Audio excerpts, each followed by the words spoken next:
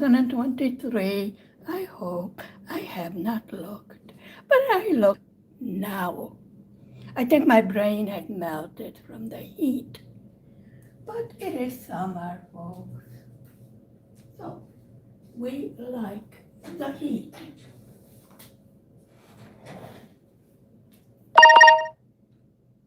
I'm not home.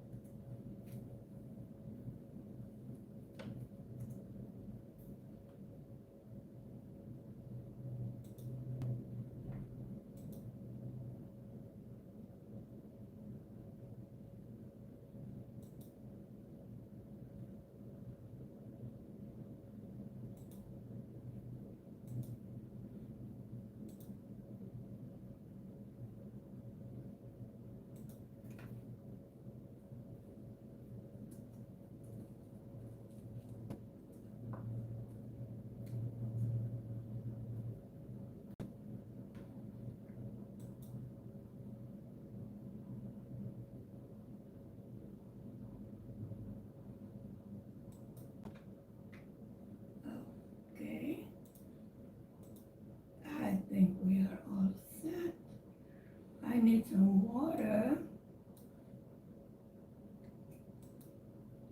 because my voice is having a problem.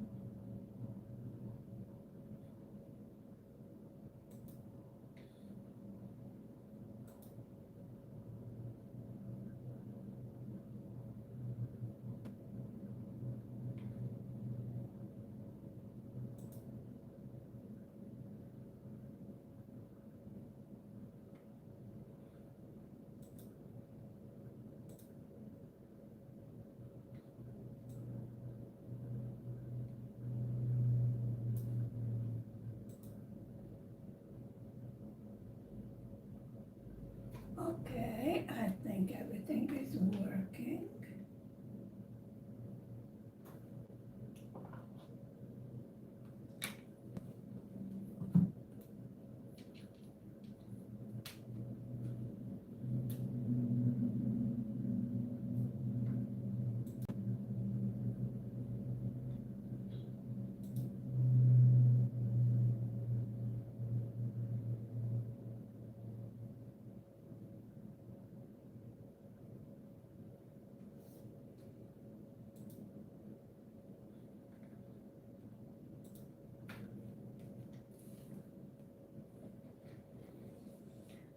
Okay, I have learned how to do latch hook, sort of. So, are we here? Yep.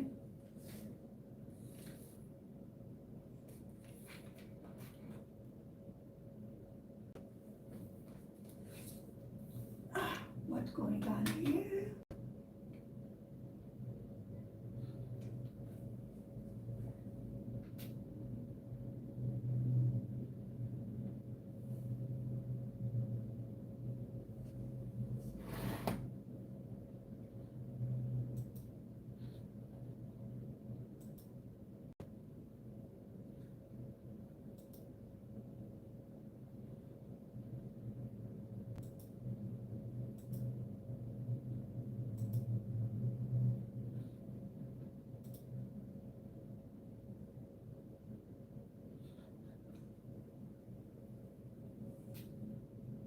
I'm not sure if I'm connected or not. Okay, the sun came out, which gives me the small hope we can actually see something of what I'm doing here. This is a very big canvas. Not a canvas, it's a pillow. We have discovered that it is a pillow. Now, At first, I didn't know that, which, um,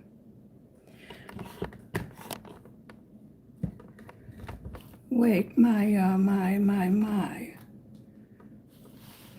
Sorry about that. I had my light pad underneath here, which gives me a little raise so I can get to the squares, like this. You see? No, you don't see because I'm out of the camera, but you will see in a minute. Okay, let me get this junk out of the way. Okay.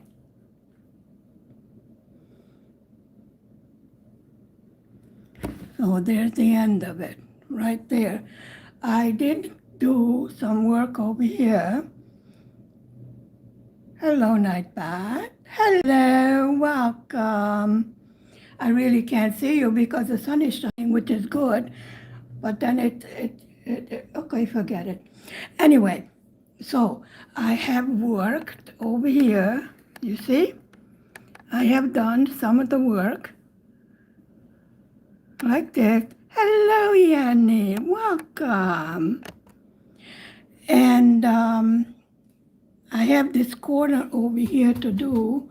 Now, I was rather confused about what colors to put, and then I discovered that there are symbols over here. Yes, I'm hard at work and it's hot. Okay, I think I'm all set. So you see, there are symbols over here which I didn't see before. And then I found this piece of paper on the back, of the yarn that we have here, where the symbols are right here. So now I know that I am putting the right color in the right place, and now the sun went away. Oh, Lord. I do apologize. Ahead of time, we had sirens going day and night, and I mean day and night. So right now, these are the three colors that we are working with on this pillow. This is a latch hook rug, and I have learned how to do it. At first, I wasn't too sure, you remember. And you stick this thing in, you push it through, and then you take the yarn, and then you put it there, and then it closes, and it comes out. Theoretically. It would be nice if you could actually see some of it, right? Right. No, that doesn't happen with me. Don't worry, sooner or later I will get it damn, excuse me. Of course I never swear, never, ever. How could you possibly imagine such a thing that I would swear? Shit, no, not me. Okay? And this works just fine. Yes, I do have water here, not that it helps my voice any. I'm rather wondering if it's got something to do. Usually my voice goes away, when the weather gets cold. But, seriously, 37 degrees centigrade, I would not consider cold. Although it did cool off during the night, which is nice for sleeping. We don't have air conditioning. However, I do have ceiling fans, which are going non-stop. How are you all doing today? I hope you are surviving the heat wave. I really don't see why it is so shocking. Usually in the summer we have heat. I don't know why all the news is, caught up on it. I have no idea. It's nothing unusual. I am disappointed. They did not open the hot spring spa of the pool the pool place. Thank you, thank you. They opened the other pools the cold water pools. Actually, it is mixed to some extent with the thermal water, so it's not that cold.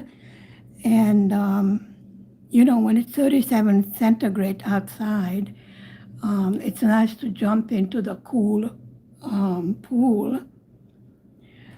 But since I was prescribed to go to the hot spring spa, I was rather upset that I would have to travel. Okay, it's only 10 minutes on the bus, that the nearest hot spring spa is to me, and we did go there. But the point is that we do have local hot spring spa, and they are refurbishing it.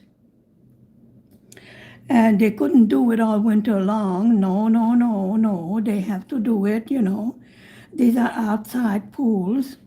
The indoor spa is still closed. I have no idea why. So you take your yarn, you fold it in half, and then you stick it on your latch hook and you pull it down. Then you stick your latch hook in, you push it through. This is what I did wrong the first time. And then you bring up the yarn, and then the latch hook closes.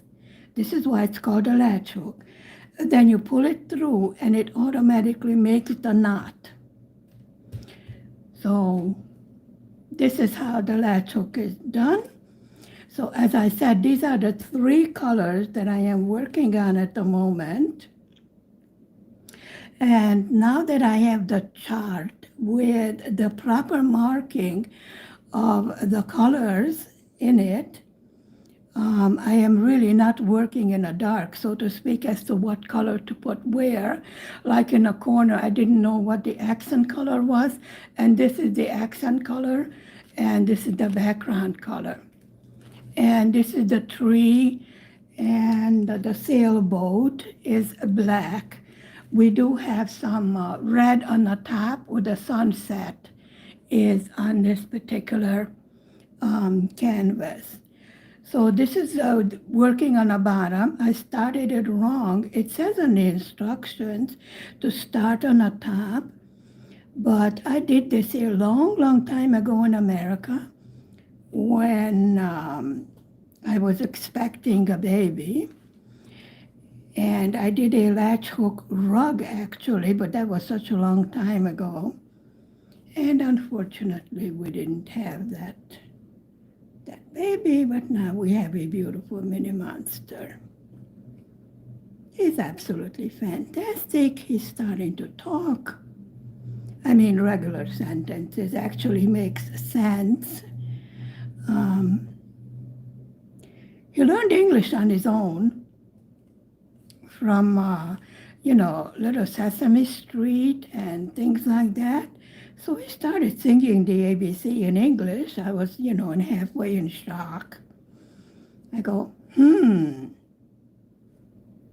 the kid hears Hungarian in school and he sings in English. I'm like, maybe I should take him to a different nursery school that has a foreign language also, but we are concentrating on him learning to speak Hungarian because this is the country we live in. Oh, by the way, I burned my hand totally, both hands. I was checking a big roast in the oven. And the roasting pan has a lid on it. You know what I mean? The oval roasting pan had a lid on it. I lifted the lid and the steam grabbed both of my hands. Well, let me just say I threw that lid down to the floor. Good thing the floor is tile and it's not nothing that melts. Yeah. Well, actually, these floors have the advantage it's a disadvantage in the winter, but in the summer, there's an advantage that they tend to be a little bit cooler. So I think it adds to the fact that when it's 37 centigrade outside, I can keep the temperature of the apartment about 26 degrees, which is okay, you know. So we really don't have that much heat, I think, to warrant an air conditioner. This is a small flat, and we have a park, like 2 minutes away from us. And they do have a fountain that is turned on when it's warm. And the children run through the fountain, and they play. They have a playground. There's plenty of green spaces outside. And we do have a river that runs through the middle of the city. This is a small city. Now, the fact that we have a river brings the problem of mosquitoes. They have been trying to do ground thinning of the mosquitoes, but that didn't work too well, considering the heat and the water that's around us, which is a good breeding ground, for the mosquitoes. So they've been planning to do aerial thinning of the mosquitoes, but the wind picked up last night, so they couldn't really do it from the helicopters or, the little planes. But they will try again tonight. Now, unless we have rain, then they cannot do the thinning of the mosquito. They're trying to be as ecologically friendly as possible, but these mosquitoes are a health hazard. And they are a bloody lot, let me tell you. I got a bite in the pool, actually. We went to on Sunday. I got 2 mosquito bites that would not heal. I actually had to get medication for it, which is the first time since I'm near water all summer long. This is the first time I was so attacked by a vicious, bloodthirsty mosquito that I needed medical attention for it. It just would not go away. It became very red, very large. Usually you put the usual mosquito anti-itch and, disinfectant and whatever. It's a usual, every summer you get it, no big thing. But this was, let me tell you, this mosquito was ready to be roasted. Like it could feed a family of 4. And I got bitten in the water, sitting in the water. So it's a waterborne mosquito. I don't know. What do I know? I don't know about these things. So this is a new project I am learning. And let me tell you, at first I wasn't thrilled with it. Now the packaging of this project is absolutely perfect. Absolutely no problem with anything missing, the quality of the packaging. I was really surprised. Hello, David. Welcome. How are you? And don't tell me you're hot, because I am so tired of hearing about the heat. It is summer. It is supposed to be hot. We would be complaining if it was cold. Yes, in the winter we complain about the cold. Yep, that's how it goes. Thank you. I'm still recovering from major burns on both my hands. I got attacked by a pot roast.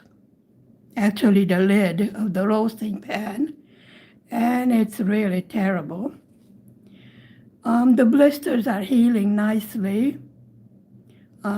These are healed over here. This is healed. These two tend to be rather stubborn in healing, but I am in water. My hand is in water a lot. So doctor said I should put gloves on, but I hate them. I'm always, either washing dishes or cleaning or washing the Mini Monster or something like that. So I put, first of all, I put ice on it. It was a steam burn.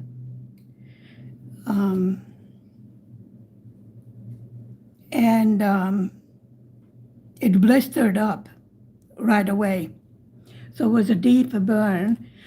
It's so hot that the cold water is hot. So I had to take ice from the freezer to put on it because the cold water was warm. And then I didn't pay it much attention until I saw it blistering up. Then I thought, well, maybe I should put some medication on it. But it was really too late to do much about it. Just, wait it out. It will heal. No problem. At least the pain is okay now. So between all the pain I've been having lately, seriously. Well, I did ask the doctor to check my blood sugar because the mosquito bite and this infection didn't want to heal very fast, so I wanted my blood sugar checked, and she goes, "You don't eat enough." I go, "What? What?" All my life I've been told I need to diet, lose some weight, and now the doctor's going, "You don't eat enough, your blood sugar is too low." I'm like, okay, well, so there's no problem with my blood sugar. So it just takes a little bit of time to heal. And I am not known for being patient. When something is wrong with me and it prevents me from doing what I had planned to do for the day, I get a little bit, unpleasant. Shall we put it that way? I am an extremely difficult patient because I have no patience. I have so much things to do that I really don't have time to be under the weather.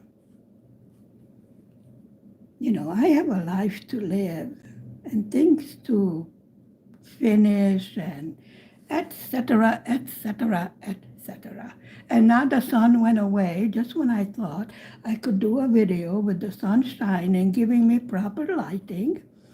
No, the sun went away.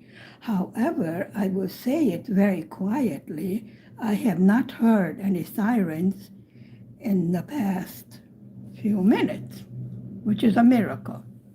Because all day, all night, and I mean all night, the sirens are going. That little bit of misunderstanding across the border, which is getting to be quite a big thing. It depends on which news channel you are watching. It's still going on. But I am definitely hopeful that sooner or later they're going to have to sit down and talk and come to some sort of peaceful agreement because this is ridiculous. There are human beings being hurt and dying, which people across the ocean doesn't seem to take into account that they are absolutely human beings. Yes, David, yes, exactly. Except we are not in the Cold War era anymore, are we? No. So things can get a little bit hotter than the summer heat, shall we say. I do think we are coming to the point where they will have to sit down and look realistically.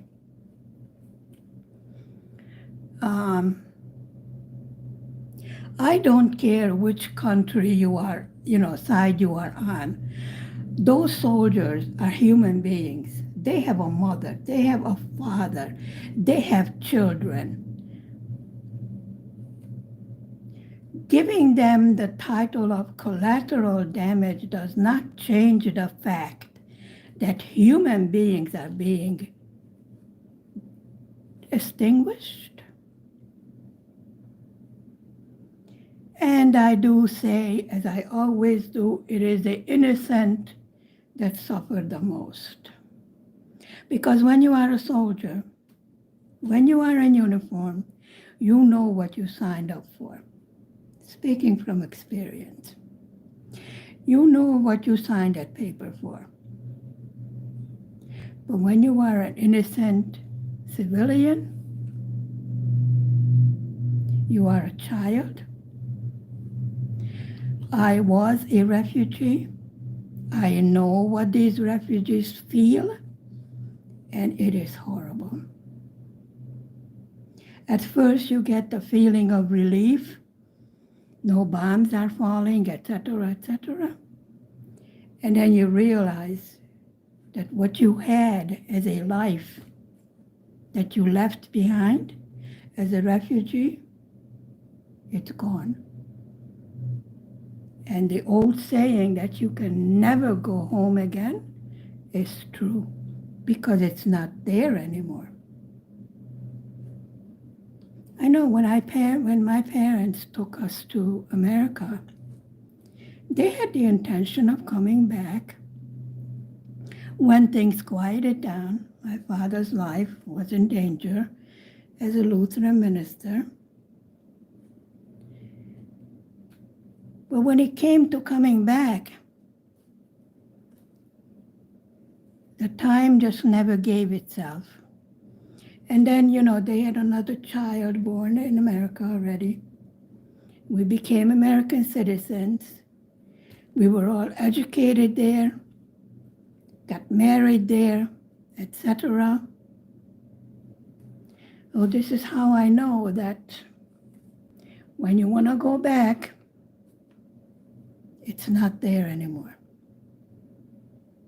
So what you left behind, you left behind. That's it, closed. And when these refugees realize the situation they have entered into, then they definitely need psychological support for them to be able to make a new life. Because you need to start all over from step one. And I mean from step one. At first, you don't even have a country because you are a refugee. And believe me, some countries will never let you forget that you are a refugee.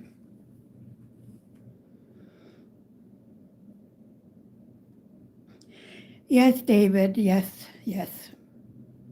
But those of us that went to a different country legally, and then they see what is happening today.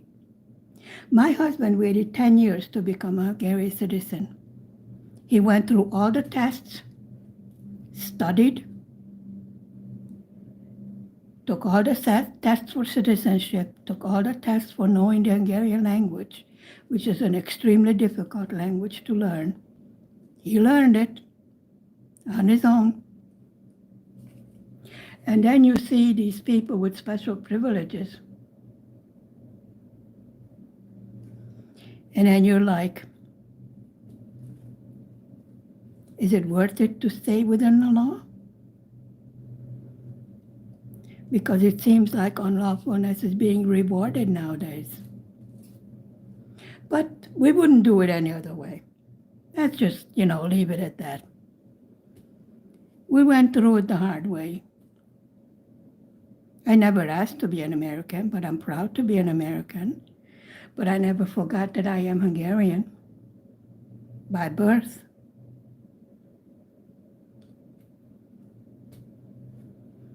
Which country do I owe allegiance to? Neutral. When we went to America, and my father, as being a minister of a church, of a Hungarian American church, took in other refugees. And the first thing he told them, we understand that you're proud of being Hungarian and you want to speak the Hungarian language. But if a country takes you in, puts a roof over your head and food in your stomach, the least you can do is to learn their language and abide by their laws. Simple as that. And lots of refugees had to learn that lesson the hard way. Not easy, not easy. And I look at those children that come over here now as refugees, and I remember my time as a child being a refugee, not understanding why I had to leave a country that I had no problem with. As a child, you understand nothing. You have no sense of time. You have no sense of danger. You're perfectly fine wherever you are, and you think that's how the whole world is. So I understand that they are bewildered. And it's like somebody explained to me why I had to leave my home, my friends, my dog, my cat, whatever. And you're just standing there going, you're too young to understand. And that's the truth. But children are absolutely fantastic. They adapt very well. Now, most of the refugees that we dealt with in America learned English from their children because the children went to school, where they learned English, how to read, write, everything, and then they were teaching the parents. When you live in a country, it's easier to learn the foreign language. That's my opinion. Than just learning it, from a book. We were all kinds of people from all over the world, and there was never any problem. Never. Everybody did their work, raised their family, paid their taxes, went about their life. We didn't ask where you are from, where's your heritage from. We never asked. You are American. Fine. Finished. If they wanted to tell us about their background, then we accepted them. I mean, living in the middle of Europe, you are in contact with all different nationalities. Many of the families, the children speak 3 or 4 languages. It's perfectly normal. I really think that this thing about racism was invented by Americans. I mean, in my father's church, we had black, white, and in between, Jewish, whatever. It didn't matter. We had dinners, in the church kitchen. All sorts of people came together. We had a lovely time. Nobody asked where you come from or et cetera, nobody. They were all good people, eating a good dinner, having a good time. That's it. Each one of us had our own accent, We called it the flavor for American English. special flavor from all over the world. And it was perfectly fine. Nobody made any joke about the other person's accent or skin color or their clothes, especially when we had international dinner nights. Everybody would bring their favorite dishes from all over the world, and we would learn from each other, you know. Yeah, so true. We had quite a few con artists that claimed to be Lutheran just to get the help from the Lutheran World Organization. We had doctors who couldn't fathom the idea that they will have to start their practice from being an intern, and they will have to put down their medical exams in English. Most of them knew a basic English, but not enough to pass the exams. So they had to go back and study. My father went back to study. They accepted him as a minister, but not as a teacher. So after having 4 children, working full-time as a minister of a church, he went to work in a lumber yard and he went back to school. That's it. You do what you have to do. And you carry on with your life. Simple. But I kept my promise and I came home to Hungary, much to the distress of my family. And now I am looking at the situation from a different point of view from here. It is alarming, but I think everything will straighten out in the end. I see the madness coming to an end. Little by little.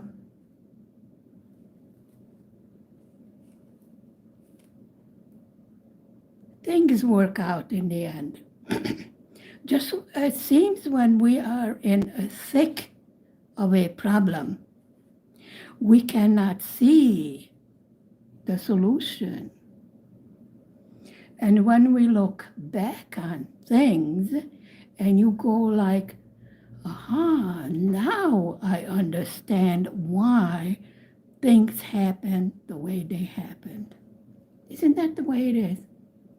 Well, you know, at my old age, I can be philosophical, you know, and so wise, and etc., etc., etc. Right? Right. Let me pat myself on the head. Gently, because my blisters still hurt. The things I get into. My husband goes, "You are not allowed to go near the oven again." I go, "Okay, so I don't have to cook?" He goes, let me rephrase that. I go, yeah, I'm waiting. Actually, to be honest, between the two of us and a few other 1,000 people that are watching, oven mitt. Yeah, I have 2 of them. I don't like to wear it. It would have saved my hands, right? I forgot what I was going to say. See? Old age. Uh-huh. Keep on telling you I'm old. Nobody believes me. I am old. Anyway, I was planning to throw out that particular roasting pan because it is a very old one. And the cover doesn't fit properly. And this is why the steam, you know, came out on the side of it. That really burned my hands. Excuse me.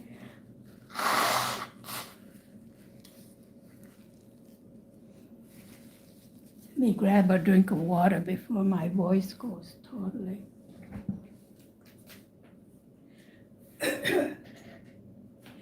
So now I have a good excuse I did want to get a big roasting pan. You know, one of those big ones that you can roast a turkey in and a 5-pound roast, you know, one of those big ones. That's the one that steamed my hand.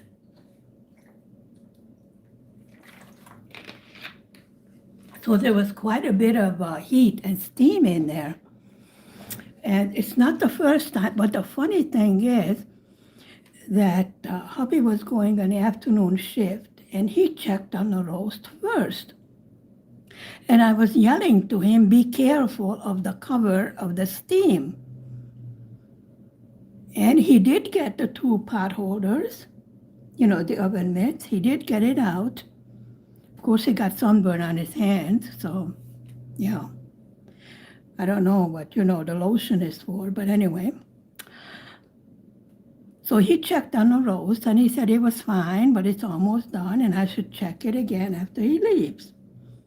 So this is what happened, and it was so funny that I yelled at him to be careful because that roasting pan, it is a bit iffy.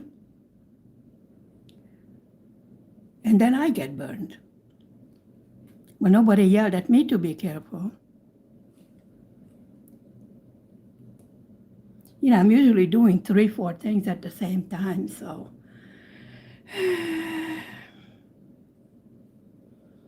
Little by little, our projects are coming along. I have started another pair of, these are going to be slipper socks. Right here, this is for myself from the leftover yarn. And the little bits of leftover yarn that I have from all these projects, I make little socks for Mini Monster. The yarns are expensive, you know, if you want to get good quality. And if I'm going to make something by hand, you know, socks or slippers or what have you, then obviously I want the best quality I can get. I was not able to get real wool yarn for winter socks, but you know, there is a bit of a problem with some shipments. The electric pressure cooker, can you imagine Brett, the electric pressure cooker, and me? I would probably blow up the apartment. I mean, you know, technical things and me, just it takes me a while to figure it out, but I do figure it out. Now, that's the point. It may take me a while, but I do figure it out. Can you imagine that thing with the steam coming out? And I'm like, oh, what the hell? I think it's done. Let's open it. Poof. And I will have the terror squad at my door. Like, oh, look at these Muslims. They're blowing up chickens over here. I don't know what we should do with this woman. Can you imagine? I would have a chicken flying to the ceiling, you know?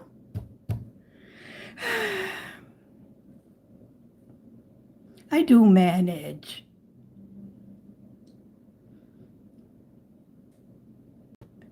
You stay in a room? When do I have time to stay in a room and look over a pot? Tell me. When do I have the time? I'm running in and out, up and down the stairs.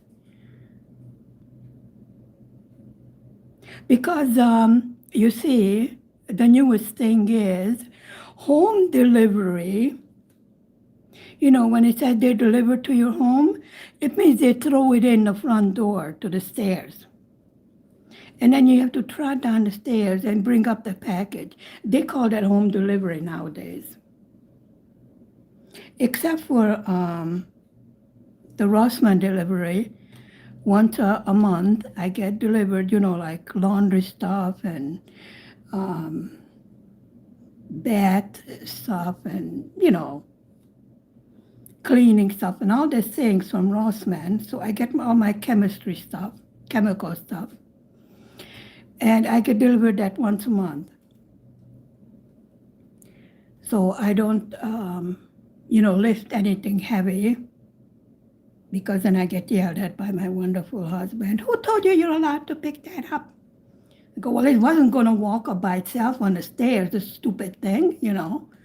I mean, these packages are totally uncivilized. They refuse to walk up the stairs. Can you imagine? I mean, can you imagine dumb packages? I tell them march forward and they just sit there, look at me like, are you crazy woman? Pick me up and carry me. Yeah.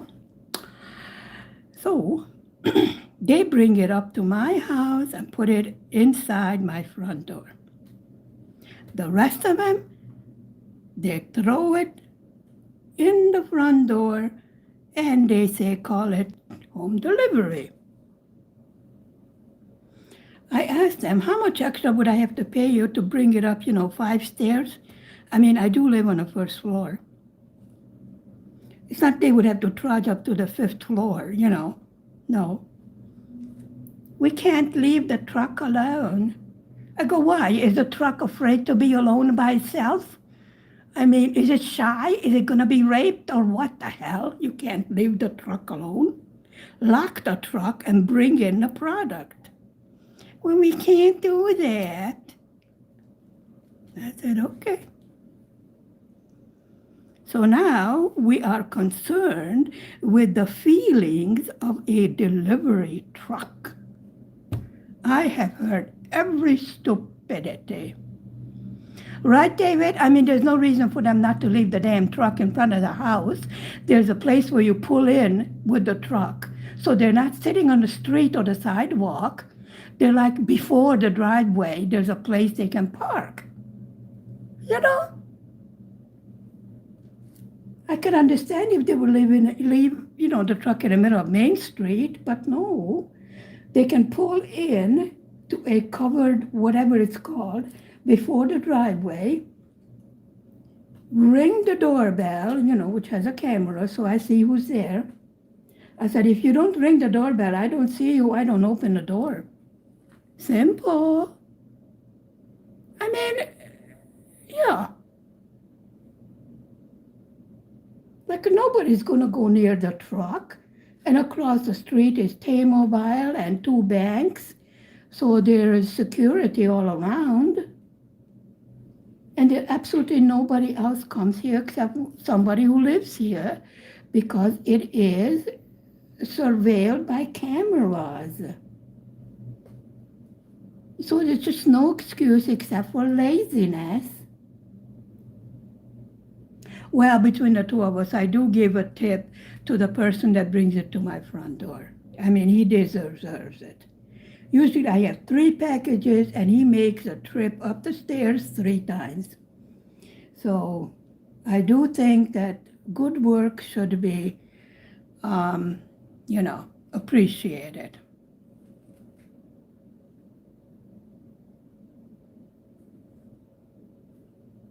I don't think I'm being unreasonable. It's not the middle of the okay, my house is on the main street, but it's a protected area where they pull in with their trucks with cameras. I mean, this is so secure, even the bank doesn't have as much security,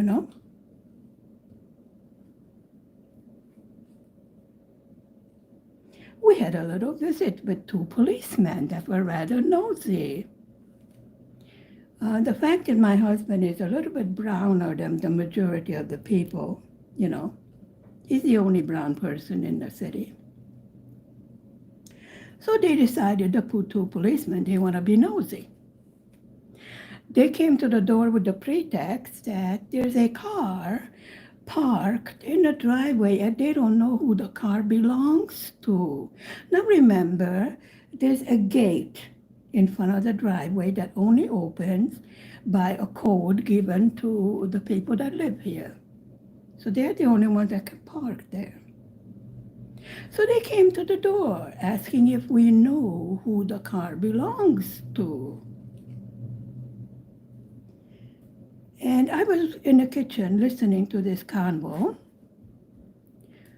Hubby is not American trained. He tends to believe in policemen. And I was pretending I'm very busy washing 2 cups. Terribly busy. And I was listening to this conversation for about 10 minutes, asking my husband if he knows who the car belongs to. At which point I just about got fed up. So I sashayed to the door in my nightgown and bare feet. It is a very respectable nightgown. Everything is thoroughly covered. And I go, first of all, would the gentleman like to identify themselves? At which point the two policemen got shocked. You know? I spoke to them in English on purpose. And they go, well, we have a uniform and a badge. I go, well, you can rent a uniform and you can stick on a badge. It doesn't tell me who you are. First of all, you need to identify yourselves. And they're like, what? I go, you understand? No? Okay, let me explain in Hungarian. Identify yourselves. And they go, we're policemen. I go, well, that doesn't identify you. You can be two clowns dressed up for Halloween. What the hell do I know? I said, well, I want your name and badge number, and I will call the police station and make sure you are who you say you are. And they go, well, we just came to ask if we know who the car belongs to. At which point me, being cool and collected, you know how cool and collected I am by now. All right, stop laughing. Don't choke. I go, does the car have a license plate? And they go, yeah. I go, well, you just take the license plate, you run it through your computer, and you find out who it belongs to. No? And they go, well, we didn't mean to bother you. I go, well, you bothered me anyway. I forgot to wash the other pan that I was going to play water with. And they go, well, please excuse the disturbance. I go, well, you're not excused. I want your name and badge number, and I want to know why you decided to come and bother us. To this very day, when those two cops see me on the street, they pretend they don't see me. I don't know why. Did I make them upset by any chance? A little bit? I thought it was rather cheeky of them to try and sneak in here to find out who the brown man belongs to. I mean, do they think we are totally stupid that if you run a license plate, you don't know who a car belongs to? I mean, if it doesn't have a license plate, then tow it away. What do I care?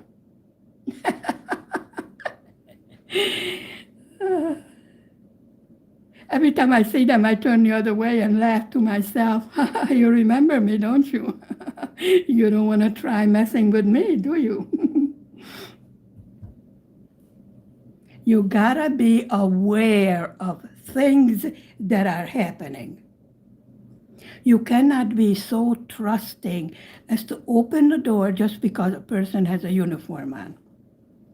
Unless they have a warrant, some sort of legal paper, they are not allowed to enter.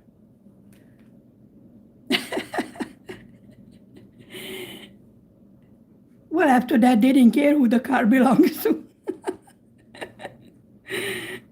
I mean, it is a locked parking spot only for the tenants of this building. It's a 4th floor, so there are 5 different tenants, which means 5 different cars. I mean, it's not so hard to count to 5. Well, maybe for the policemen it's hard to count to 5, but I don't want to knock policemen. They're very nice, you know, they do their job for shit pay. Most of the time we have no problem with them because they're local kids. And this is a small city, so everybody knows everybody, you know. But just because there's a brown person over here and they want to come and feel around to see who it is. By the way, it's right there on the mailbox in the front who it is. Makes you wonder how half of them know how to put their pants on, let alone buckle their gun. But anyway, amusing things happen when you live in a no man's land, a tiny little country with funny money. And then they come to the realization that you are an American, and they're like, oh shit, I don't want to mess with her, I didn't know.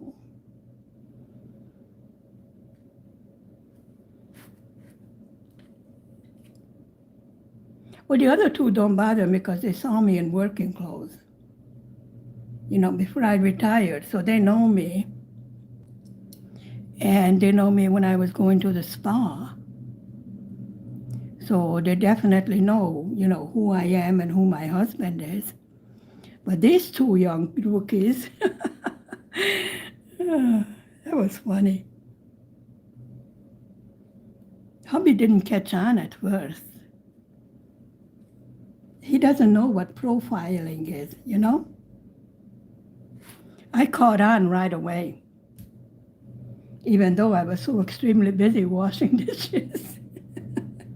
I thought, okay, guys, I'll let you sink your own boat. Just keep on talking. That was funny. They never did come back. Yes, I can be naughty at times. I think these two deserved it. We never had any racial profiling in this city. Never. Not once. And then these two hotshots show up, And you're like, have I got your number? Mm-hmm. I could teach you a few things you don't know, little boys.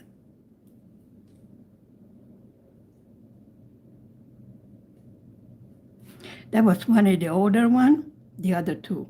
The other two are regulars. These two were new. The other two, the older one actually salutes me. He saw me in my working clothes when I was, going to the pool and stuff like that. He actually still salutes me. And I'm like, hi there, how are you? He goes, you're not wearing your usual clothes. I said, no, I'm retired.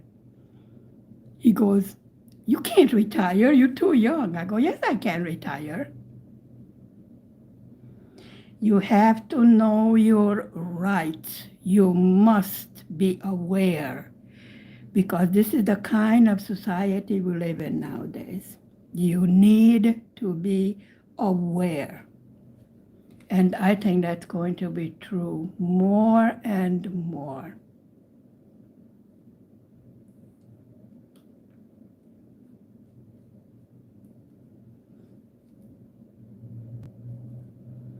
Well, actually, they thought that my husband was what is called a gypsy or a Roma, which is a minority in this country and rather negative connotations to it.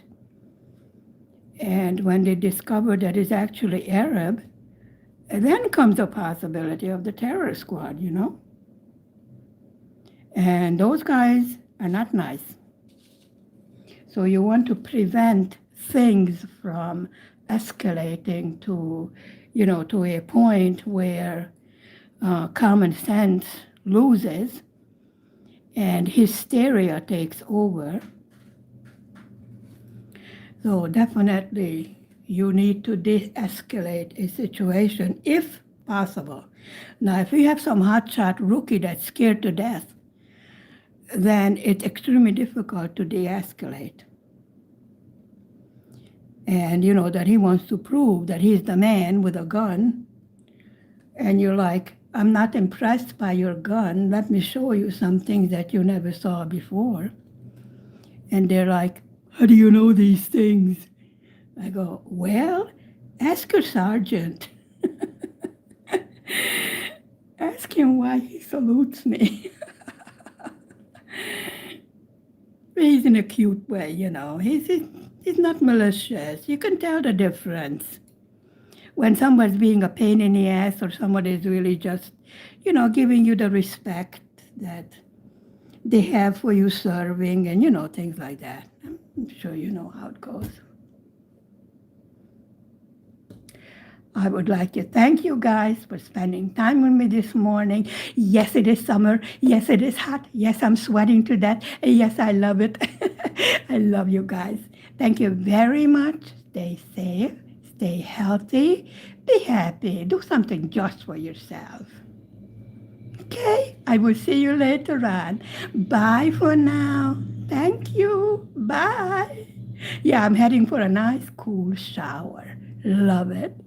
Bye. Mwah.